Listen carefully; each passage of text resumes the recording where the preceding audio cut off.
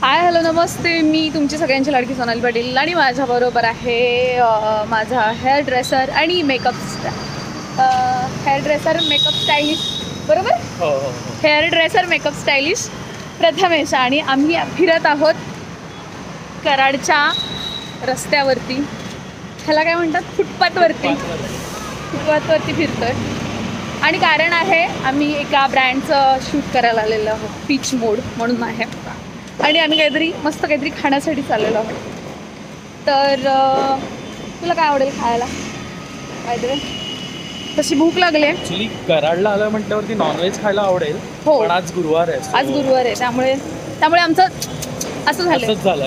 फक्त असं नाही झालं, असं खूप वेळा झालं असं. सो चला, आता तुम्हाला तर वेगवेगळे माझे फोटोज अँड ऑल दॅट दिसतीलच बाय द वे. आणि मी एवढी छान नटलेले आहे बिकॉज ऑफ प्रथमेश. तर प्रथमेश, तू हा व्हिडिओ तुझ्या कामासाठी व्हायरल करू शकतोस, कारण तो माझ्या चॅनेलवरती जाणार आहे. ओके, त्या निमित्ताने मी फेमस होईन थोडा. गप्पा बेस, तू ऑलरेडी फेमस आहेस.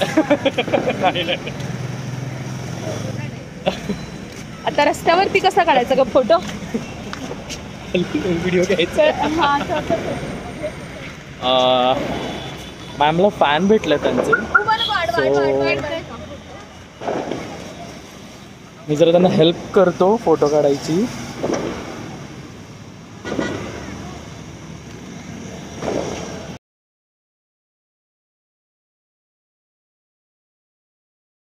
बघा. हो, येऊ नकोस, मी तुझ्या पाठीशी आहे. स्वामी आहेतच आपल्या पाठीशी, विषयच नाही.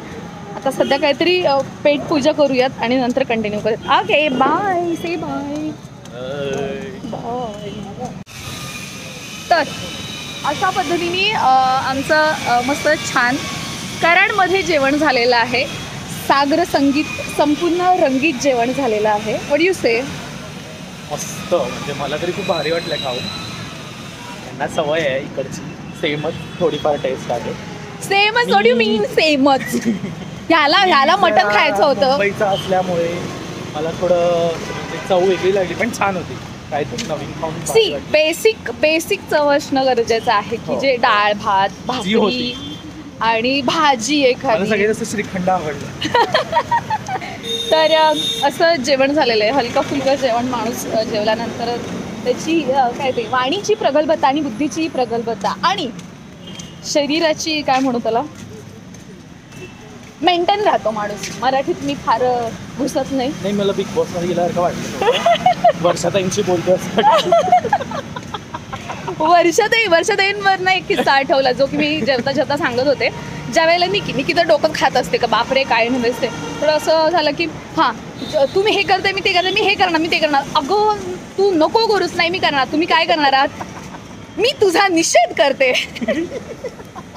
म्हणजे त्यांचे एक शब्द असे असतात ना, अनमोल शब्द, जे की आपण फक्त डिक्शनरीमध्ये, म्हणजे मराठी डिक्शनरीमध्ये वगैरे बघू.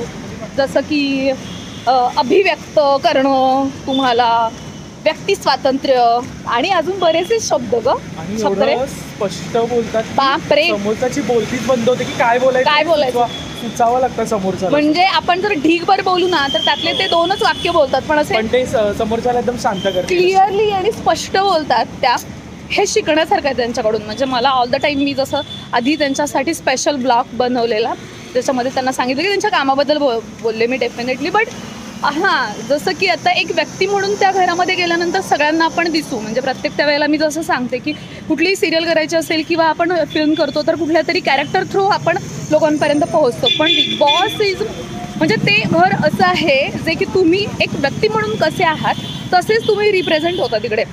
आणि तुमची जी काय म्हणतात पर्सनॅलिटी आहे ती तीच दिसते जे की तुम्ही आहात तुमच्या दैनंदिन जीवनामध्ये जसे आहात तसेच दिसता. त्यामुळे मला त्यांची एक वेगळी झलक तिकडे दिसायला मिळाली. ती म्हणजे त्या ज्या बॅकग्राऊंडमधून, ज्या कल्चरमधून आलेल्या आहेत गोव्याच्या, की इतका अस्खलितपणा बोलण्यामध्ये, वागण्यामध्ये, सांगण्यामध्ये, व्यक्त होण्यामध्ये, स्पष्ट वक्तेपणा खूप भारी आहे, खूप भारी आहे. म्हणजे मला खूप आवडतं. सो फायनली आम्ही आता कराडमध्ये असं काहीतरी छान खाऊन आलेलो आहोत आणि इकडे पीच मोडला तर कंटिन्यू आपलं video shooting and all that हे करतोय.